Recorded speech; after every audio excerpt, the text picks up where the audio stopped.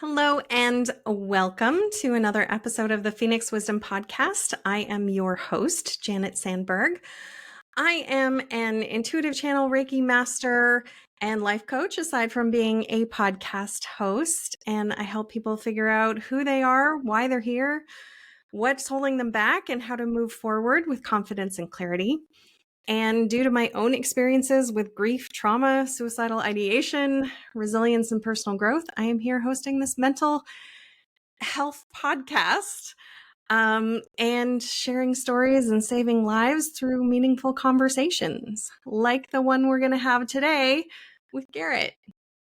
Garrett, welcome. Thank you so much for being here. Thanks so much for having me. I'm really excited about this because I'm trying to figure out who I am, why I'm here, what's holding me back, and how to lean forward with more confidence. So I'm really excited. Hopefully I'll get some insight as we have this conversation. Yeah. And one of the great things about these conversations is even just through the course of talking to somebody else, we get the idea is we don't even need somebody. We don't need the other person to even say anything sometimes. Yeah. So, but let's start off learning a little bit more about you. Tell us about yourself. All right. So my name's Garret Biss. I'm from Wilmington, Delaware, originally, born and raised. And then I joined the Marines right out of high school, served in the Marine Corps for just under 17 years. And now I live in Eastern North Carolina. Most of my time now is spent on supporting and helping people that are in addiction recovery, or people, more specifically, veterans that have been struggling since they transitioned out of the military with some of the internal crises and challenges that are unfortunately very common to veterans as they transition out. Absolutely. Thank you both for your service in the military and out of the military. And it is really important. My stepson was in the Army for, I don't know, 4 or 5 years. His wife is still in. So we have active duty people in our family. So have a little different perspective on what goes on. There's a lot that people really don't understand unless you're in it and you're living it and what it really means to be in the military. 17 years in the Marines is like mind-blowing. That's such a long time. That's right. And it went by like this. You know, and I have we have another child being born in a few months, and it dawned on me like how much life I've had before he was born. So I'll be 40, or I am 44 right now.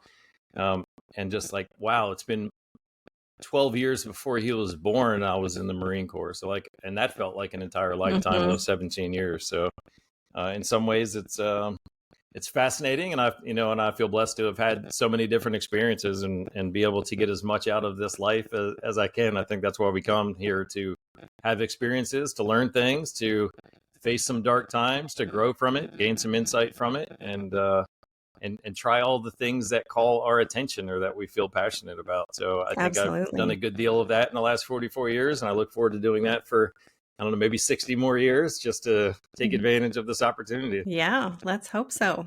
But let's dive a little deeper into those dark times. Obviously, the reason you're on this podcast is that you've had a few of them, at least. So tell us about what was going on when you were experiencing those dark times and thought that you might not want to see the light.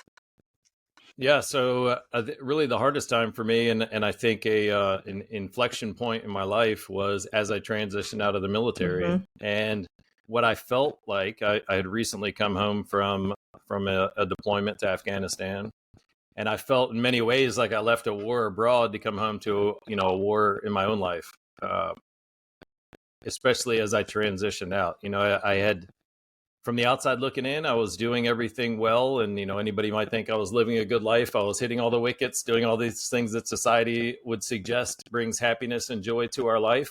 And there was a time where I really felt that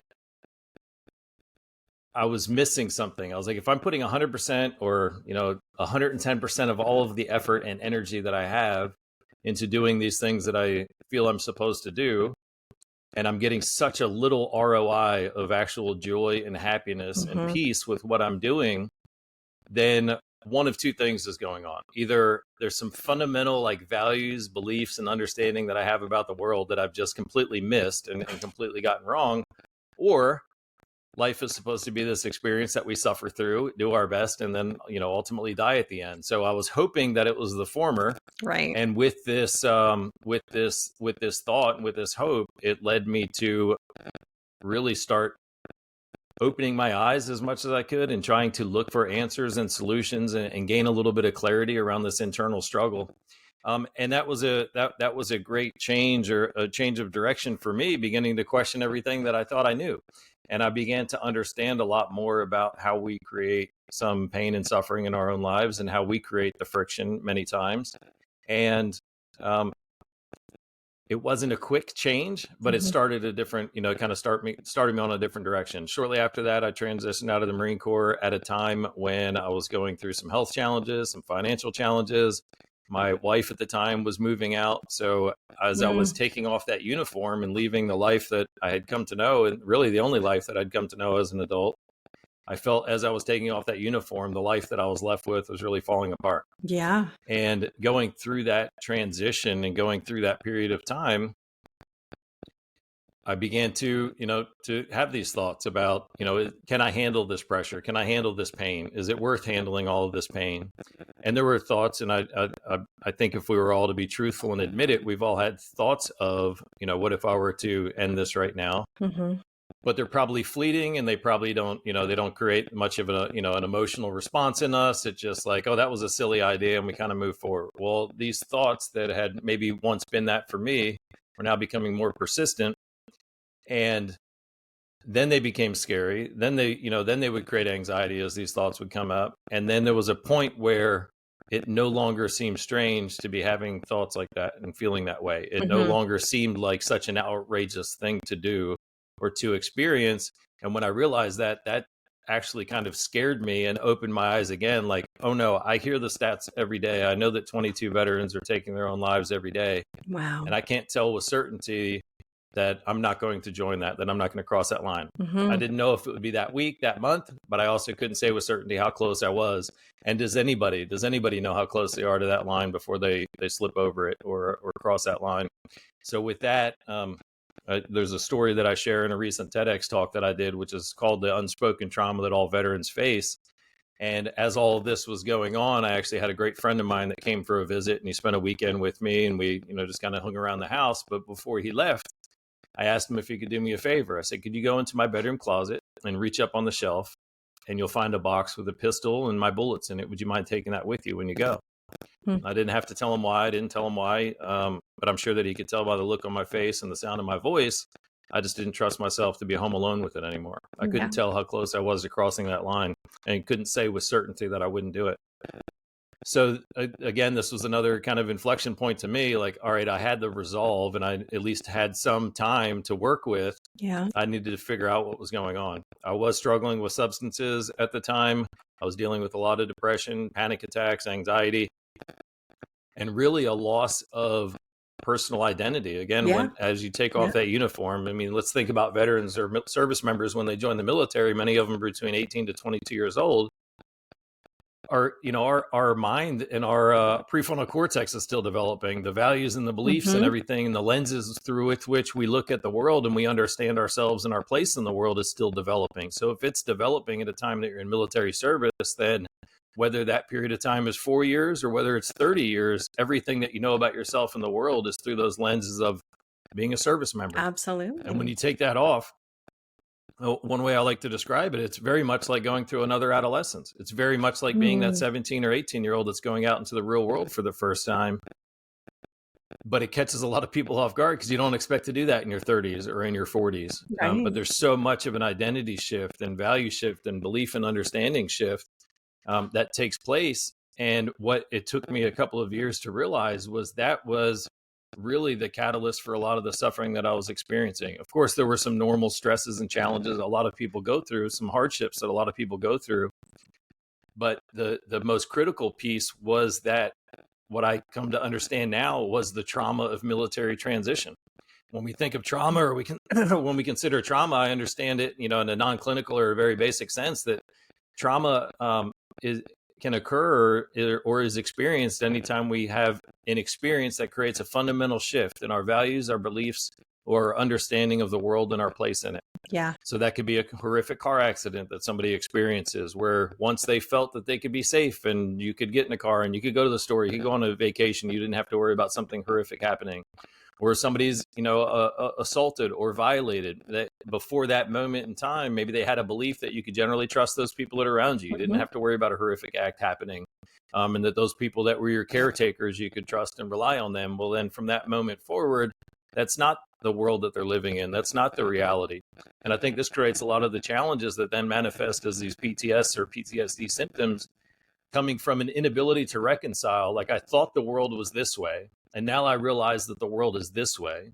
I had this foundation or this framework of beliefs and values and understanding that I thought truly identified this world that I'm living in. Mm-hmm. I've now experienced that one of those was not true, which can lead us into this game of, okay, what other beliefs are not true? What are the other certainties that I know about the world that are also false? And I think that internal turmoil and that inability to reconcile is what leads to a lot of the anxiety, the depression, the fear, the self-doubt, the shame, which then manifests or continues to affect us in many ways.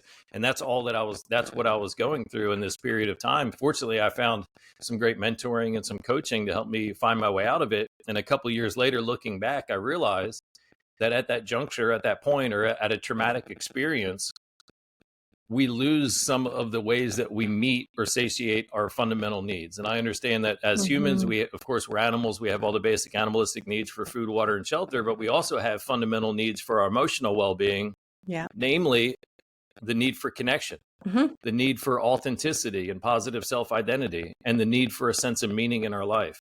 And the way that service members meet those three fundamental needs is ripped away from them and completely transformed when they transition out of service. Yes. So that's really what I was going through. And that's what I've come to understand was really the catalyst for a lot of that pain, not just in myself.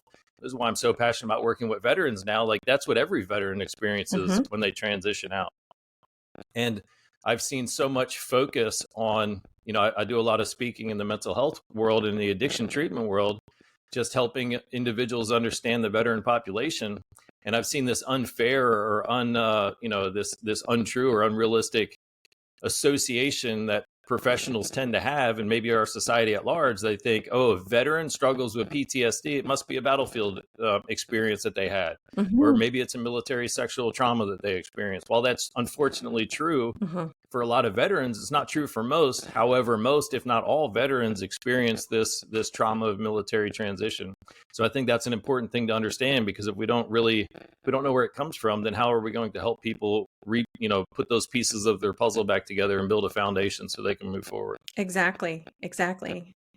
Two things. One, I love that explanation of trauma. Like, you broke it down and simplified it in such an amazing way that it's because it's such a large and sort of all-encompassing word. It's really hard for a lot of people who haven't experienced trauma to really understand what that is. So thank you for that. And explaining that transition a lot better.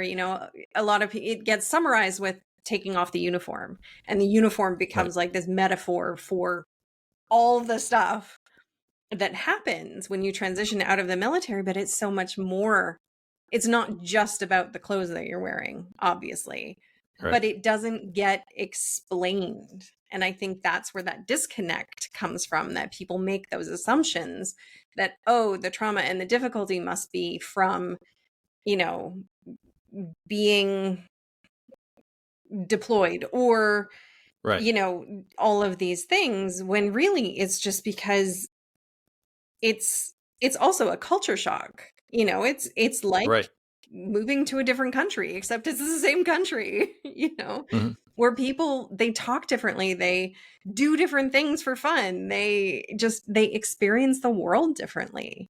And so you're a total foreigner amongst these civilians who have lived their whole lives one way, and you've lived your whole life a different way. And I think there's a lot that doesn't get explained. So it's really hard for people to understand that. And that's why, I think it's so important to share even this basic message. I mean, my TEDx was 10 minutes long, but I through that message, I just wanted to plant a seed or provide a lens for people to look at this. Of course, for society, of course, for mental health professionals, but most importantly for the veterans. Because as I was going through that dark period of time, one of the hardest things about it, and one of the things that really sucks away any kind of hope that things are going to change, was not knowing where it came from. Like, what's this void inside? What's this darkness? Why am I suffering? And I often say, if you or I were to go have a very hard workout or go for a 10-mile hike and we were sore the next day, that would make sense to us. We'd understand why. We would know that the soreness was temporary, and we'd also have, full hope that and knowledge that it would get better and it would be alleviated. If you wake up one morning and you're in that pain and you're in that soreness and you don't know what caused it, well, then it can be very hard to have hope or clarity that things can get better. Yeah. So, for no other reason, I think just having this lens to look at the struggles of that military transition, or really any transition. I mean, I understand it through the lens of the veteran transition through, for military service, but anybody who's going through a major transition, I think we need to come back and look to what are these fundamental needs that we have for our emotional well-being, and how have they been altered or removed, or the way that we've met them been removed. And that's, people that are retiring after a career, that's people that are becoming empty nesters, that's people that have, gone through, a horrific loss of a loved one. If we come back and we look at, all right, we have fundamental needs for connection. Okay, you've lost somebody, or you've lost your social network, you've moved across the country, you've lost that connection that you have. You've lost your positive identity, or your ability to show up authentically as yourself, or you've lost your sense of meaning. Then this is a way that we can look at kind of, rebuilding. There's a lot of attention on, symptoms and defects and diagnoses, but if we don't look at it in a more holistic perspective through basic fundamental human needs, then I feel like we're a little bit limited in what we can do to help somebody kind of get better. One analogy or metaphor I love to use is talking about the, a hot air balloon. So I've admittedly never been on a hot air balloon, but I've seen them and I see how they're portrayed in the movies. But let's say the metaphor, the hot air balloon, or the altitude of that hot air balloon, is representative of how well somebody is doing in their life, how well they're flourishing, how well they're thriving. And if the altitude of the hot air balloon were to go up, that would be an indication that they're doing better. And if it were to go down, that would be an indication that they're doing worse. Well, a lot of the clinical perspective and a lot of mental health now focuses on the things that are holding that hot air balloon down. So they're looking at the sandbags, the weights, whatever it is that's making that basket heavier and holding it down. And that's a very important place to focus and to give some attention to. But even if you were to remove all those weights and all those sandbags, all those defects, all the diagnoses, there's still more that you can do to help that hot air balloon get higher. I mean, if the hot air balloon's sitting on the ground, you can remove all the weight in the world and it's not going to affect the altitude of it. The other thing that we can do is we can put some more hot air into it. And that means coming back to and finding what's going right in somebody's life and what's going well. And how do we leverage that? How do we expand upon that so that we can help them kind of show up a little bit better? But if it doesn't come back to making sure, first and foremost, that our fundamental needs for connection, authenticity, and meaning are met, then I think we're really limited in what we can do to help others. Yeah, absolutely. And it's the same as, we're mental health professionals, therapists, counselors, psychologists, psychiatrists, all of those types of people. The work that they do is primarily about removing those sandbags and looking back and finding out where all of this stuff started and what we can do to change our perspective about it to move forward. And, where I come in as a life coach and a healer, I'm doing the hot air stuff, we're focusing on the good things. You're not just full of hot air, you're focusing on the hot air balloon. Right. We're focusing on how do we take what we have now and move forward with that. So it's, one sort of looks to the past and one sort of looks to the present, or looks to the future rather. And we need them both. But I think with that distinct, and this is a message, I also do a lot of coaching, and this is a message I wish was more widely known and understood, the difference between the clinical and the non-clinical, or the coaching versus the therapy or the clinical, is that they can work in conjunction extremely effectively. And if you see it from this perspective, it's like, okay, I'm going to go to my therapist and we're going to look at all these things in the past and how they're showing up and affecting the present. Then I'm going to go sit down with my coach and and talk about the present and what I want the future to look like and how I can use everything that I've been endowed with to help get there. Not the things that are wrong with me, not my defects, but what are the strengths that I have? Exactly. Which I think is such vital and important work. Yeah. Yeah, definitely. I had another question and I've forgotten it. Speaking of the past, and this kind of ties back to something else, another trend that I've seen is a lot of times whenever I am talking, especially about the trauma of military transition or the veteran audience, or many of the presentations I do, the topic of trauma typically comes up. And I'll ask people, raise your hand if you've heard of PTS or PTSD. And of course, I'm talking to an audience of therapists, counselors, peer support specialists, coaches. And of course, every hand goes up. And I say, okay, who's heard of post-traumatic growth? And sadly, only a small portion of individuals will raise their hand. And it just astounds me that, hold on, here's a room full of professionals. You work every day, day in and day out with individuals that have experienced trauma in their life. And yet you're not even aware of the fact that there's a potential positive outcome that can come, not despite the traumas that they've had in the past, but actually only because of the traumatic experiences that they've gone through. So I think that's another, when I get on my soapbox, I always talk about post-traumatic growth because it's such an important thing to know. And this goes back to the discussion about the hot air balloon. The goal of our past traumas is not just to alleviate the sandbags or the things that are holding us down from those past traumas and teaching us how to cope or how to show up and deal despite those past traumas. There's a whole nother side of that same coin. That is, how do we leverage those past adversities and those hardships that you've gone through so that you can actually create the life that you want and achieve things in your life that you couldn't have had it not been for those hardships that you experienced. Exactly. And I love that we're able to talk more about all of this stuff, and sort of going back to what we were saying before, how, people just don't know what happens to military members when they transition.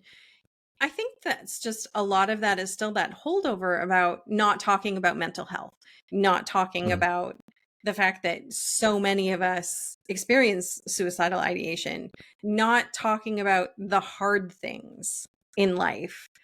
And even you mentioned being an empty nester, like nobody ever talked about, my parents for sure never talked about what it was like for them when my sister and I left home.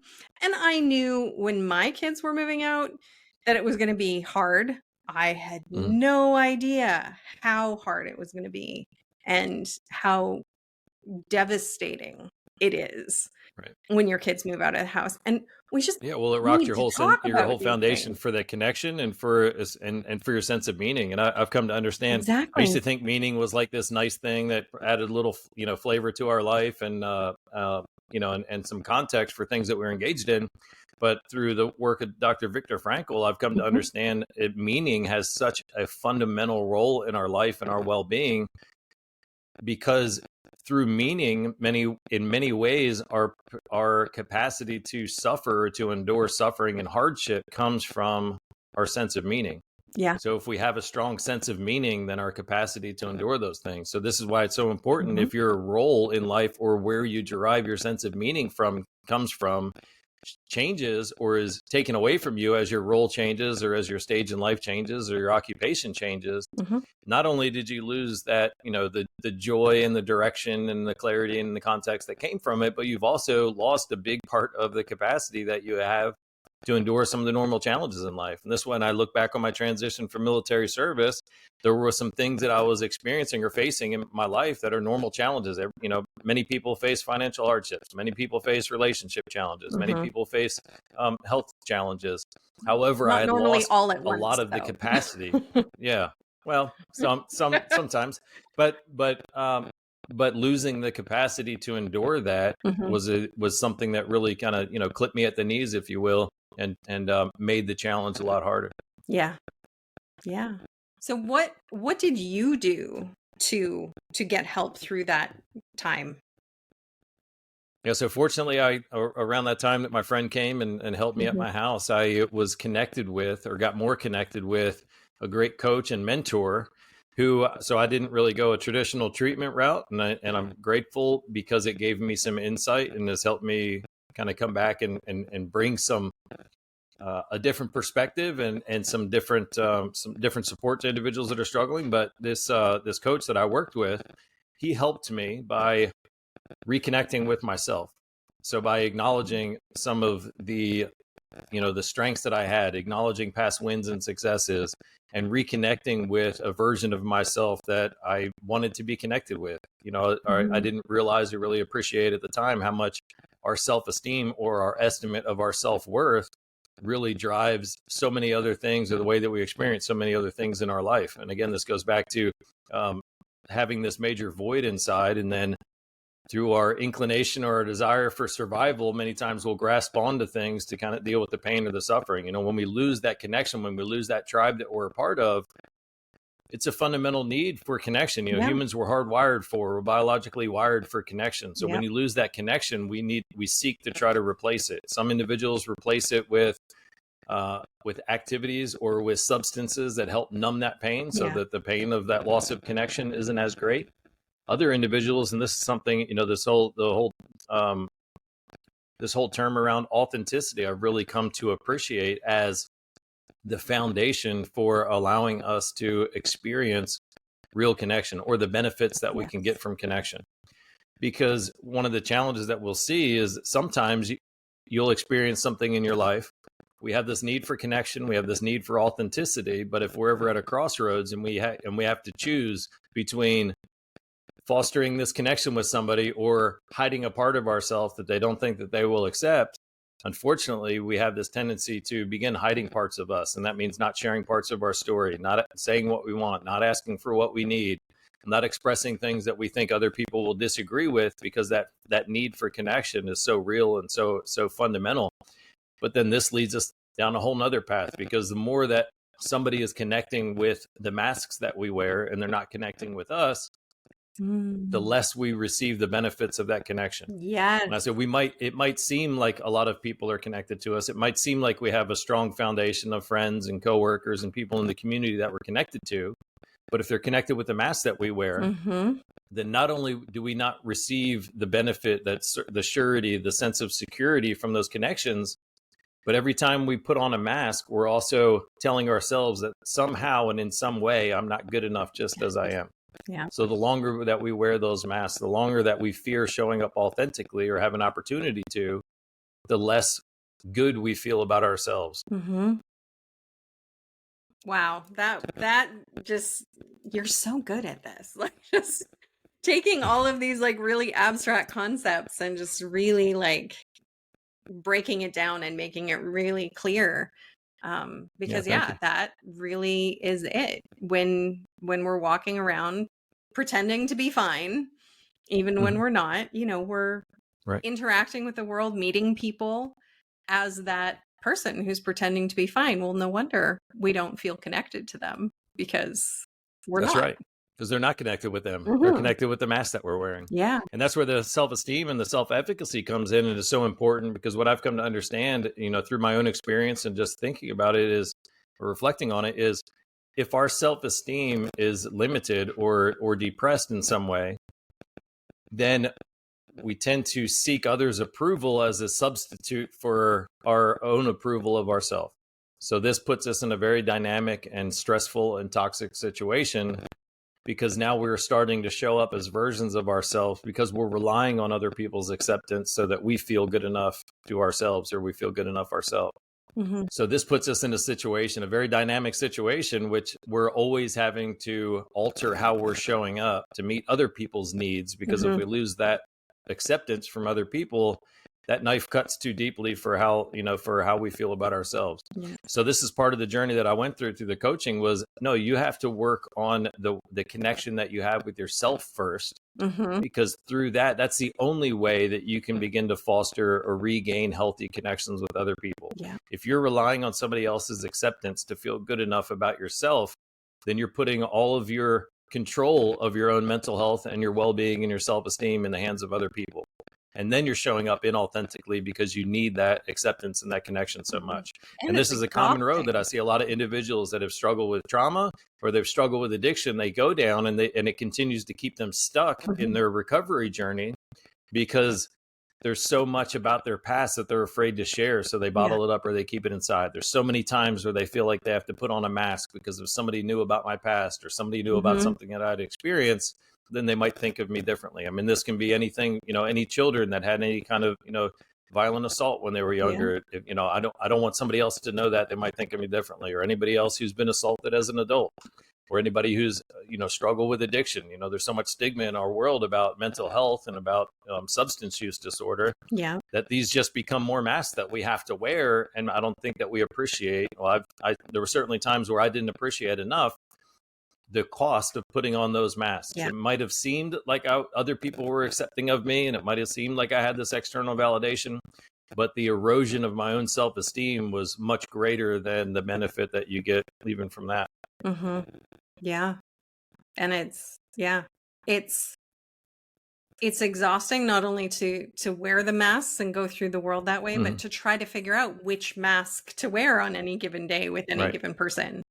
And people just don't understand. And it all ties together and all creates that feeling of I don't belong and that I don't want to be here because, I'm not being myself. I don't fit in this world.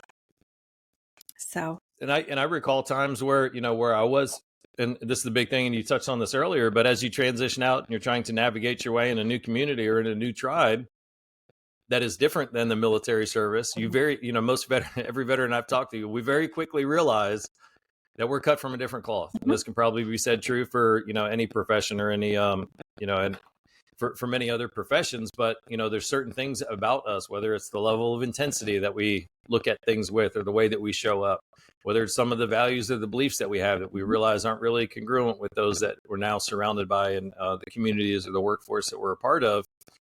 So it's very apparent to us quickly that I better show up as a version of myself, or I better mask that, or I better hide that with these people. Yeah, that's right. So that's, and that, again, that's a catalyst or that adds fuel to that fire of the loss of sense of self and self-worth. And it's so crucial, I believe, in everybody's recovery journey, whether it's recovery from mental health, recovery from substance use disorder, trauma. We need to focus a lot more on our own self-efficacy and our own self-esteem, because we can't rely on other people's acceptance of us in order to, for one, the depths of the relationships that you have are never as great as they could be. I ask people all the time, think about the person that you cherish the most in your life, whether it's your best friend, whether it's a significant other, whether it's a coworker. And I say, okay, now with that person in mind, what is it about that relationship that you like the most? And the normal answer is either they get me or they understand me. I can be myself around them. Yeah, that's right. Yeah, I can. Absolutely. Yeah. All the things that they say. And so that's just that's an indicator, reminder to me of how important this authenticity is and this ability to show up as ourselves. If we're not, then we're not experiencing the full benefits of connection.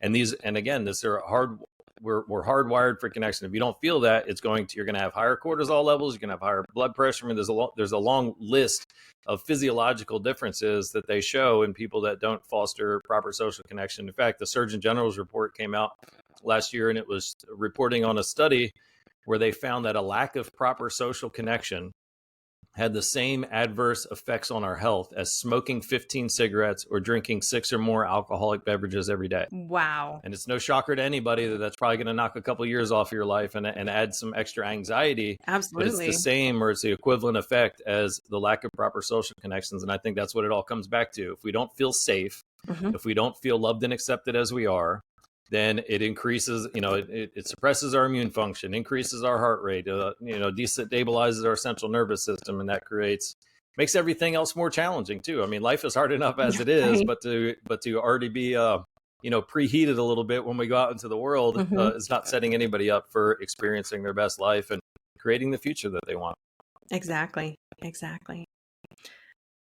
So what would you tell people who are struggling right now with whatever it is, with just, being in the darkness and not wanting to be here, or struggling with self-esteem or addiction, or just feeling like they belong? What would you tell them? Yeah. I would tell them, for one, they're not alone, that other people have been in that place and gone down that journey before. But if there was only one phrase or one message that could echo in their minds, it would be this: regardless of what you've experienced in the past, regardless of what you've done, or regardless of how you feel and what you're going through now, you are lovable and acceptable just as you are. And anything that you've experienced in the past, maybe there was a reason for it, or there's some way that you can heal from it, or some way that you can benefit from it. But know that regardless of what you're thinking about, where your mind's going, how you feel about others and the connections that you have or don't have, that you yourself are lovable and acceptable. And there's a reason for you to be here. Yes. Yes. 1000%. Thank you. Thank you for being here, for volunteering your time and sharing your wisdom and your insight and your clarity with us. Yeah. I appreciate you and wish you all the best. I thank you so much for this opportunity, and I appreciate you. Thank you for listening. Remember that you are loved, you are worthy, you are valuable, you are meant for more, and that it really does get better. If you are in crisis, there are numbers that you can call or text to get the help that you need. That information for Canada and the US is in the description below each episode. If you are in immediate crisis, please call 911. We love you, and I hope you'll listen again.